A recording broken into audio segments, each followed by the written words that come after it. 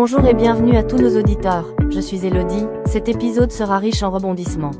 Bonjour à toutes et à tous et merci de nous rejoindre aujourd'hui pour une discussion qui s'annonce captivante. Nous allons aborder une histoire marquée par l'injustice, des rebondissements administratifs et des combats personnels face à un système. Bonjour à vous deux, bonjour à notre audience.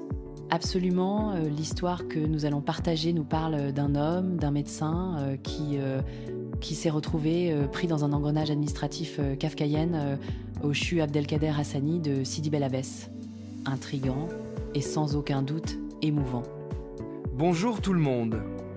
Oui, on parlera surtout d'un mélange d'incompatibilités humaines, de tensions internes et d'une fausse accusation qui a bouleversé sa vie professionnelle et personnelle. Une histoire qui mérite vraiment qu'on s'y attarde. Alors, pour poser un peu le cadre, cette histoire débute en 2009, dans une période de tension aiguë entre le service d'orthopédie, le service des urgences et la direction de l'hôpital. C'est là que tout commence ?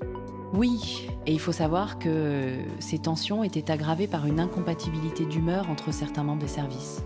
Cette ambiance délétère a conduit à un climat hostile, notamment envers l'équipe médicale de chirurgie orthopédique, qui pourtant avait considérablement amélioré la prise en charge des patients dans la région. Malheureusement, ce n'est pas la première fois qu'on entend parler de ce genre de guerres intestines dans certains hôpitaux.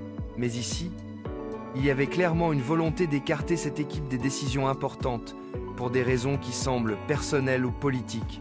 Exactement. Notre protagoniste, lui, était membre de cette équipe et en mai 2009, il a été frappé par une décision de suspension conservatoire. On l'accusait de non-assistance à personne en danger, une faute totalement inventée. Vous imaginez une accusation aussi grave basée sur absolument rien. Oui, et cette situation est devenue encore plus absurde lorsque le ministère de la Santé publique a été induit en erreur. Selon notre narrateur, cela a été rendu possible par des complicités internes à l'hôpital, ce qui complique encore plus l'affaire. Apparemment, la plainte déposée contre lui n'était qu'une attestation de dépôt, pas même une véritable poursuite judiciaire. Et pourtant, cela a déclenché une série d'événements qui ont totalement perturbé sa vie. Ce qui est surréaliste aussi, c'est que selon la loi de la fonction publique, si une commission paritaire ne rend pas de décision dans un délai de 45 jours, le fonctionnaire est rétabli dans ses droits. Mais là, même après l'expiration des délais, ils ont prolongé sa suspension par une décision ministérielle, et tout cela sans respecter la procédure légale. Et le pire, c'est qu'on a privé cette personne de son salaire pendant cette période, ce qui est tout simplement illégal. C'est un abus clair. Et pourtant, cela a été cautionné par des instances supérieures. C'est complètement incompréhensible. Et le plus étrange dans tout ça, c'est le lien familial qui semble avoir joué un rôle. Le président du conseil scientifique de l'hôpital et le ministre de la Santé à l'époque étaient frères. Une coïncidence troublante, non ? Absolument.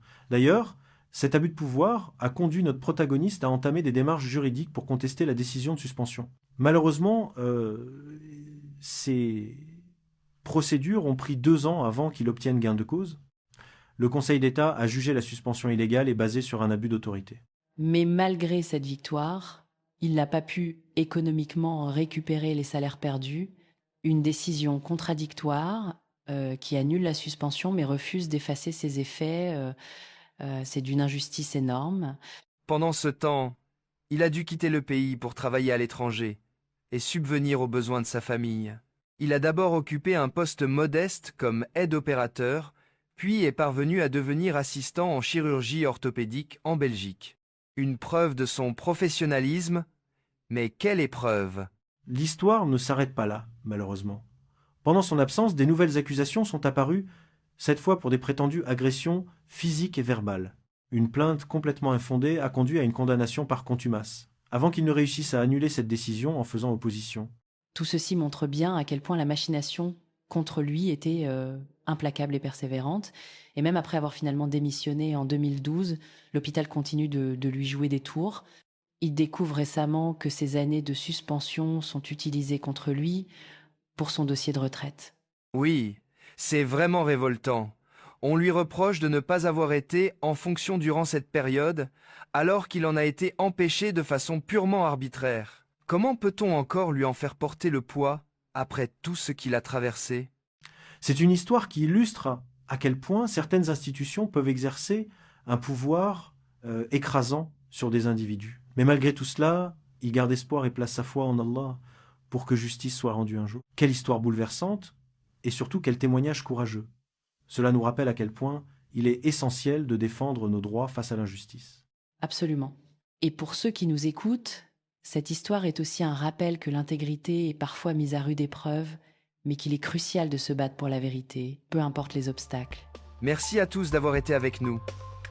Prenez soin de vous, restez toujours vigilants contre les injustices, et à très bientôt pour un nouvel épisode.